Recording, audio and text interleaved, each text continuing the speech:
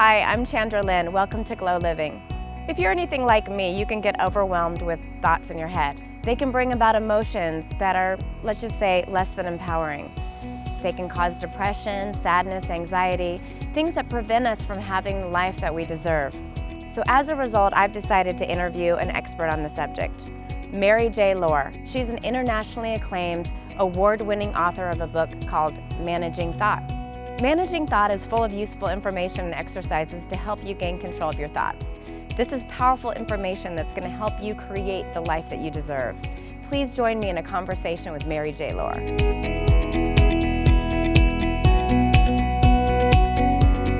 Mary, thank you so much for joining me today.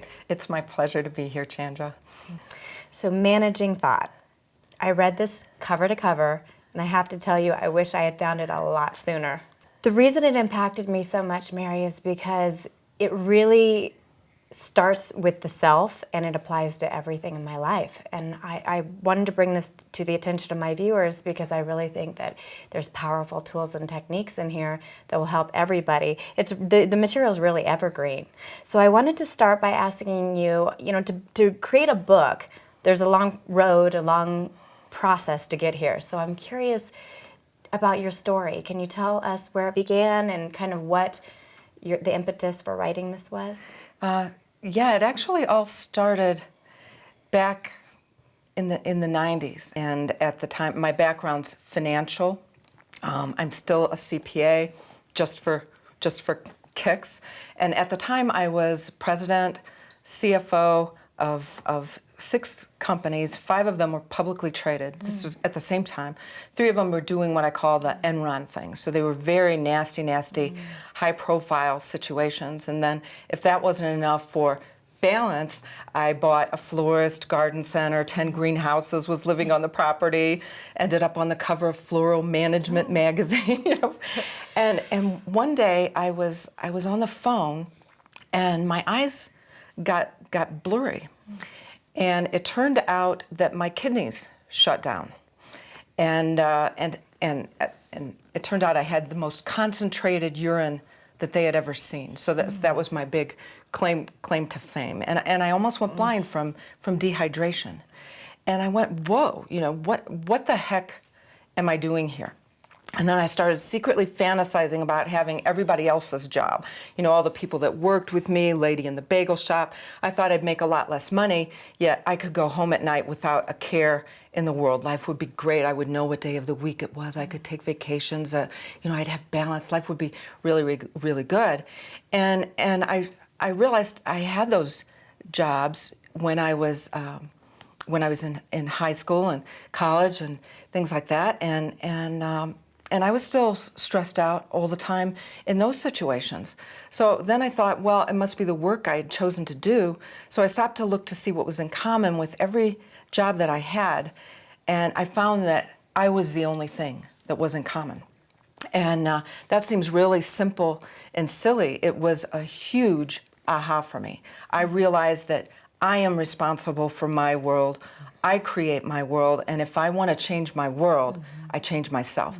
And I knew the only thing that I was 100% accountable for and responsible for was what was inside of my head. And so that's what prompted me to start looking inside of my head to see what was going on in there. And it was eye-opening. I was always considered a really thoughtful person, and I was surprised to see that many of my thoughts were focused on what I didn't want, what I didn't like. They were rooted in fear. I was always considered a positive person, and so that was actually really in conflict with that. I could see the thoughts that caused me to accomplish everything that everybody said was impossible to accomplish, and I could see the thoughts that were causing me to be stressed out, thoughts that were causing me to be stuck, and even create a downward spiral in my work and in my life. So it was eye-opening. I could see the thousands of choices I was making every day. I always thought I was aware of my thoughts, and I really wasn't. So it was right then and there I decided I wanted to start being conscious of my thoughts and what I was creating with my thoughts so that I could be in alignment with who I am and what I truly wanted to be creating in this world. I wrote the workshops first, and then I started, I gave the workshops and was giving them to groups of CEOs and presidents of organizations, key executives of organizations around the world, and then they were saying, you know, Mary, you've got to, I want something to refer to after this, so you ought to write a book. And that was how the book ultimately came to be. So it sounds like that self-awareness was really part of your healing process, because you were going through kind of a physical manifestation of your stress with the medical conditions. Yeah, well, I've come to learn since then that you know, stress is not something that happens to me. It's not. You know, it doesn't happen to me. I'm the one that creates it. And so there are things, when stress happens, it's because something is out of alignment with who I am and what I truly want to be creating. And I was out of alignment with who I really am in those moments. And so stress comes when I continue to hold those kinds of thoughts. When I pause and wonder what it is I can create from there, then that's what happens. And that's exactly what I did. When I wondered, I got my answers. And that's what moved me to create what I'm creating. Had I gone through the regular process of, well, what are the pros and cons of what it is that you're doing and what is it that you're good at and all that kind of stuff, well, you know, financial, you know, all of those kinds of things. And I realized I could be good at anything I chose to do. I wondered how I could be of highest and best use while I'm on this planet. And when I wondered, it was within 2 weeks that several things happened, which then prompted me to create the Managing Thought work. Well, I know that a lot of spiritual leaders and CEOs and high-powered executives, you know, kind of have you as a inspiration and a coach and a resource. So was there a strategy behind working with those people? Well, I mentioned that I wanted to be of highest and best use while I'm on the planet, right? And so in that instance, it's what's highest and best use of my time, and how could what it is that I'm sharing with folks, how could that have the biggest ripple effect? And being a CEO myself, I felt that if I focused on speaking with CEOs and helping CEOs like this, because I could see that there was a shift going on, and this was starting in the 90s, where CEOs wanted to be intentional, wanted to be in alignment with what they were practicing from a spiritual side, and with their work. And they were thinking, well, there's my work self, and then there's my other self. And there was a conflict there. And so I felt that if I was able to help them to combine those two, it would be quite powerful. And I knew that for them, it would be very hard for them to hear the kinds of things that I was talking about from somebody else who hadn't walked in their shoes. Then when I speak with them and we play with this stuff, then that makes them powerful and inspirational leaders. And then they want their people. So then they invite me back to be at their companies with all of their people, to their organizations and churches that they belong to. And then that's how the work ultimately spreads. Because it applies to everybody. And like you were saying for the book, it applies to every area of my life. And so I felt that was my best way to create the ripple effect. So for them, the material is something they've been working with for a while, but it's new for a lot of people. So where do you think, what's the temperature right now? Where are they at with their spiritual evolution and using the material? One CEO went from his business being $1 million business to $1 billion business simply by practicing the types of things that are in the book. Well, now there are many other CEOs, and they're new to this practice. So the idea of being aware of my thoughts and being conscious of what I'm creating, and that I really can be inspired and impactful in everything I do, that's new to them. So I have groups that are practiced, and I have groups that are really just starting, which is which is mirrored with society in general. Because I'm trying to think, when I wrote the book, it was before the Secret came out. When the Secret came out, that prompted people to start, well, hey, I could start paying attention to my thoughts, and I can have what I want. Manifest my destiny. Yeah, and saying I can have what I want is not necessarily knowing what I truly want. And so there are some really minor, really subtle, not minor, there's significant shifts in the way that people can think to create what they want. And we've talked about a lot of those shifts coming from the language that people use with themselves. Is there something you can share about that? Yeah, our words are incredibly powerful, because I'm thinking often in words. I speak in words, and when I'm speaking, it is now becoming matter. It's materializing, and I'm creating my intention. So our words really matter, and often there are words that we think and say all day, every day, that are completely working against us, and we don't even know it. We might think that we're positive thinkers, and we're not.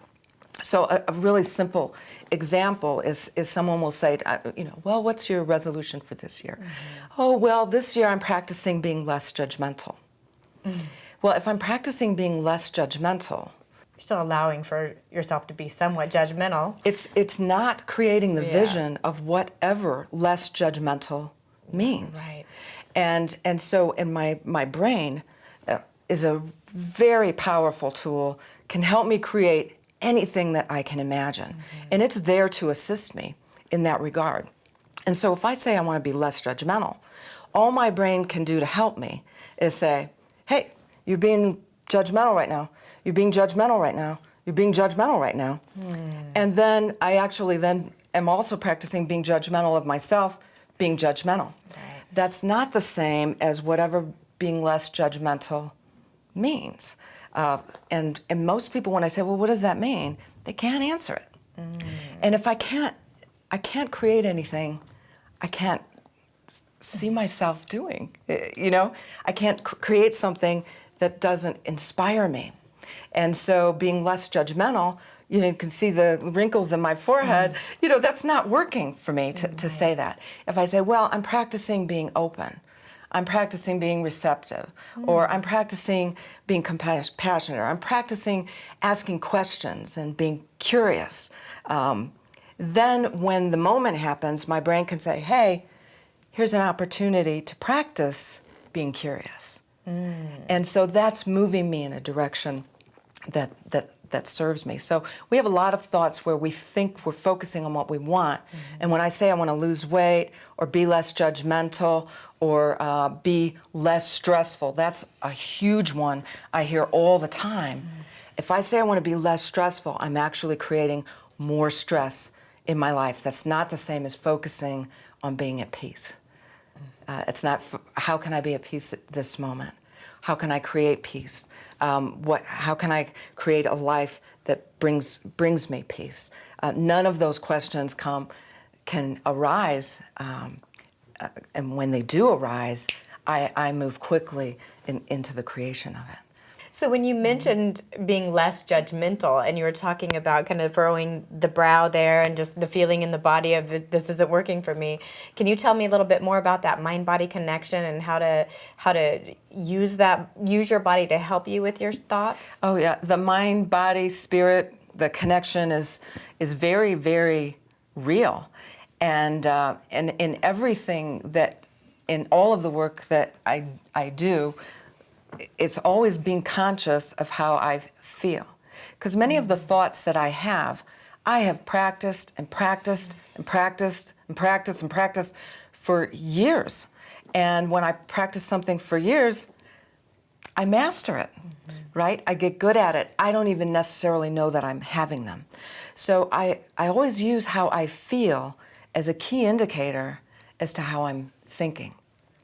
And so if a thought is not powerful for me, I don't feel good when I'm thinking the thought.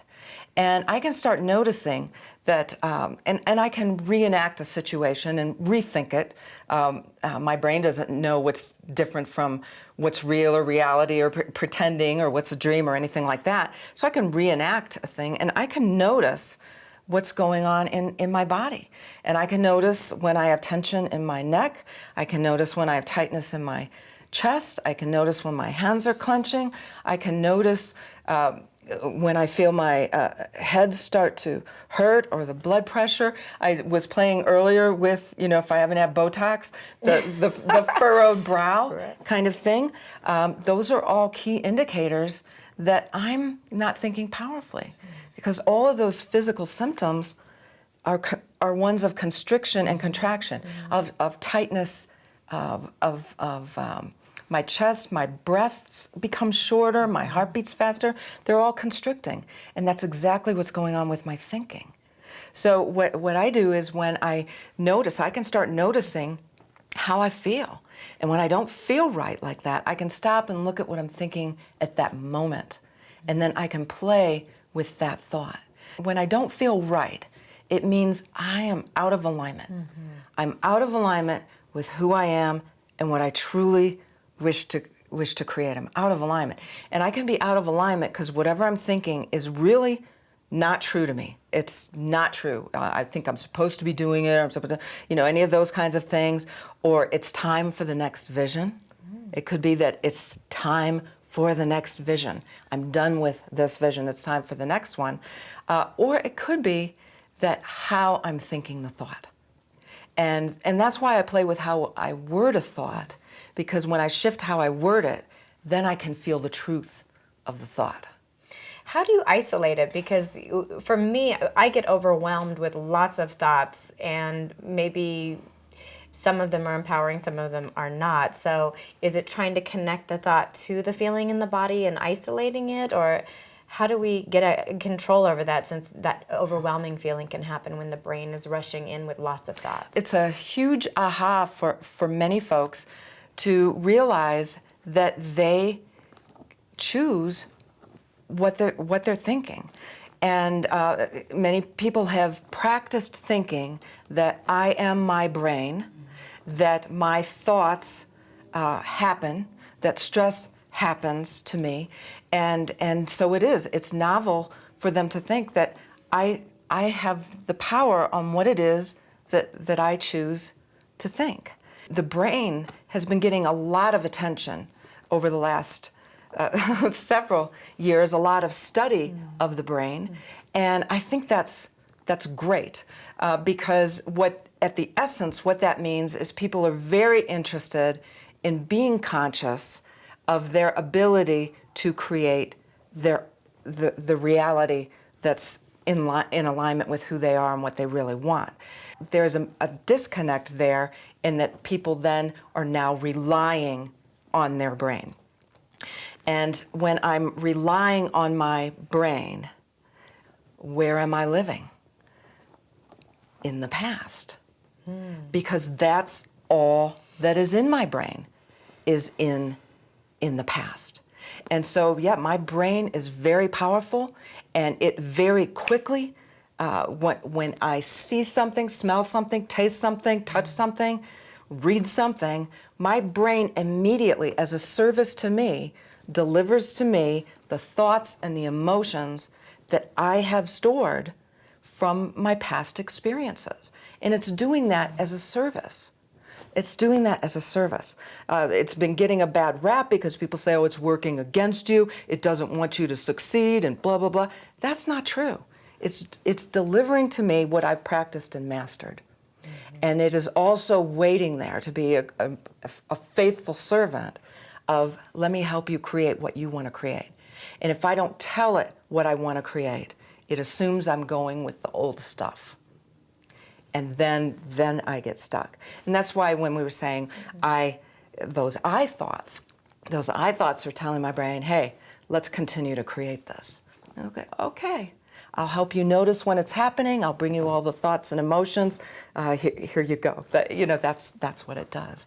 So yeah, once people realize, hey, I can choose my thoughts, and I can start noticing, hey, when I think a thought, and oftentimes people will then go into, I don't know what to think, and I want to make sure I'm thinking the right thing. And so now they're in they're in fight, flight, and freeze because they're concerned that they might not think the right thought. And that's where wonder really comes into play.